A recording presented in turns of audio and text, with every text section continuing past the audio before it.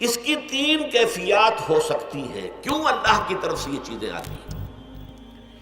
سب سے پہلی شے ہے، اب وہ جو آیات میں نے سنائی تھی وہ سن لیجیے پہلے ترجمہ۔ سورہ تغابن میں فرمایا ما صاب من مصیبت الا باذن اللہ، دیکھو کوئی مصیبت تم پر نہیں آ سکتی، نہیں آتی مگر اللہ کے اذن سے۔ ومن یؤمن باللہ، اور جو شخص اللہ پر ایمان رکھتا ہو یہد قلبہ، اللہ اس کے دل کو ہدایت دے دیتا ہے، اس کے دل کو سکون عطا کر دیتا ہے، وہ راضی برضائے رب ہو جاتا ہے، اس میں شکوہ نہیں رہتا، اس میں شکایت نہیں ہوتی، اس میں تلخی نہیں ہوتی، کیوں ہو گیا، کیسے ہو گیا، کیوں ہو گیا، نہیں ہونا چاہیے، نہیں دیتے۔ یہ سارا جو پیچ آدمی کھاتا رہتا ہے نا اندر ہی اندر، وہ جو پیچ کھا رہا ہے، یہ سب پیچ سے نجات مل گئی۔ برو کشید سے پیچا کے ہست بود مرا، چے اقدہا کے مقام رضا کشود مرا۔ یہ پیچ کھانا جو ہے، پیچا کے ہست بود، اس سے اللہ تعالیٰ نے مجھے نجات دے دی ہے مقام رضا کے ذریعے سے۔ کتنے بڑے بڑے عقدے میرے حل ہو گئے اس مقام رضا سے، چے اقدہا کے مقام رضا کشود میرا، میرے تو بہت سے عقدے اس سے حل ہو گئے۔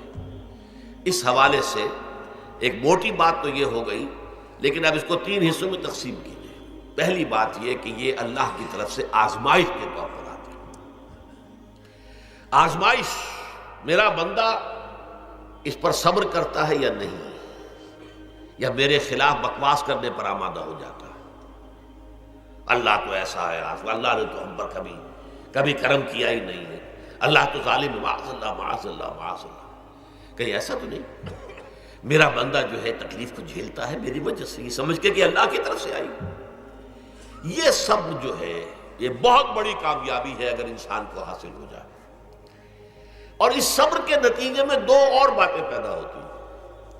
یہ مضامین علیحدہ علیحدہ دروس کے اندر آتے رہے ہیں، لیکن آج ایک نئے عنوان کے تحت جمع ہو کر آ رہے ہیں۔ پہلی بات یہ ہوتی ہے کہ یہ امتحان کا نتیجہ کیا نکلتا ہے کہ آپ نے ایک امتحان پاس کیا تو آپ کے اگلے درجے میں ترقی ہو جاتی ہے۔ 5ویں کا امتحان پاس کر لیا نا تو 6ٹھی میں جائیں گے، اب 6ٹھی کا امتحان پاس کریں گے تو 7ویں میں جائیں گے، 7ویں کا پاس کریں گے تو 8ویں میں۔ درجہ بدرجہ انسان کی دینی، ایمانی اور روحانی ترقی کا ذریعہ یہ آزمائش ہوتی ہے۔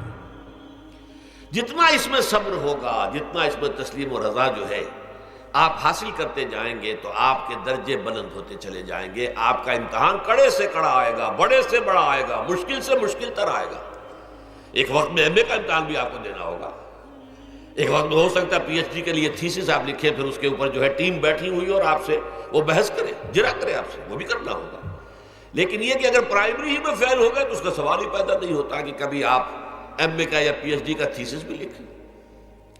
اور اسی کو دوسرے انداز میں کہا گیا ہے قرآن مجید میں، وَلِيُبْلِيَ الْمُؤْمِنِينَ مِنْهُ بَلَاءً حَسَنًا۔ اصل میں ابلا کہتے ہیں، بلا یبلو جو ہے عربی زبان میں آتا ہے آزمانا۔ خلق الموت والحیات لیبلوکم ایکم احسن عملا، یہی معنی ابتلا کے میں، ابتلا یبتلی آزمانا۔ ابلا یبلی جو آتا ہے باب افعال سے، اس میں آتا ہے کسی کو کسی تکلیف میں ڈال کر اس کو نکھارنا، کہ اس کا جوہر نکھر جائے، اس کے اندر جو خیر ہے وہ اور چمک جائے، لوگوں کو بھی معلوم ہو جائے کہ یہ شخص اس مقام کا اہل ہے، اس کے اندر یہ صلاحیت ہے، اس میں یہ قوت موجود ہے۔ تو یہ گویا کہ اہل ایمان کی صلاحیتوں کو نکھارنے کے لیے اور ان کے درجات کی ترقی کے لیے بھی اللہ تعالیٰ دنیا کے اندر یہ مصیبتیں اور امتحانات جو ہیں آزمائش کے حوالے سے افراد پر بھی اجتماعی طور پر بھی لاتا ہے۔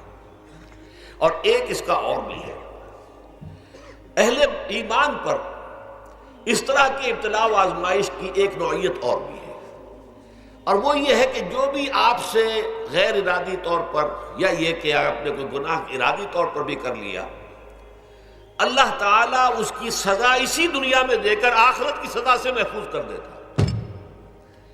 گویا کہ اس سے بڑا خیر کیا ہوگا؟ یہاں کی سزا کیا ہے؟ جھیل لی آپ نے، بخار آ گیا، ٹانگ ٹوٹ گئی، چلیے 3 مہینے آپ بستر پر پڑے رہے نا، اور کیا ہوا؟ کچھ نہیں۔ لیکن یہ کہ آخرت کی سزا ملتی ہے، بہت عظیم ہوتی ہے۔ لہذا کفارہ بناتا ہے اللہ تعالیٰ گناہ، ان جو بھی گناہ ہو گئے ہیں، غلطیاں ہو گئی ہیں، ان کا کفارہ اللہ تعالیٰ بندہ مومن کے لیے، حضور کی ایک حدیث ہے، اس کا متن مجھے اس وقت یاد نہیں ہے، کہ مومن کا معاملہ عجیب ہے، اسے کوئی تکلیف پہنچتی ہے صبر کرتا ہے، وہ اس کے گناہوں کا کفارہ بن جاتا ہے، اور اگر کوئی خوبی ملتی ہے تو اللہ تعالیٰ کا شکر ادا کرتا ہے، اس کے درجات بلند ہو جاتے ہیں۔ تو یہ معاملہ جو ہے اللہ تعالیٰ کی طرف سے بندہ مومن کے حق میں خیر، کہ در حقیقت اس کے ان گناہوں کی پاداش کہ جو اس نے یہاں کر لیے ہیں، یہی دنیا میں دے کر دھو دیا جائے، پاک کر دیا جائے۔ جیسے آپ کو معلوم ہے دھوبی جو ہے کپڑے کو بھٹی میں چڑھاتا ہے، گرم پانی میں ڈالتا ہے، نہیں ڈالتا، تاکہ اس کا میل نکلے، اس کے آگے پٹختا بھی ہے ذرا اس کو، تاکہ وہ میل اچھی طرح چھٹ جائے اس سے۔ اسی طرح اگر دنیا میں ہمارے میل چھٹ جائیں، دنیا میں اگر ہمارے گناہ دھل جائیں، تو یہ بڑے نفع کا سودا ہے، بڑے نفع کا سودا ہے، بڑے نفع کا سودا ہے۔ اس اعتبار سے آپ غور کیجئے کہ اگر یہ حقائق ہمارے سامنے رہے تو کیا کوئی تکلیف دنیا کی ہمیں بھاری محسوس ہوگی؟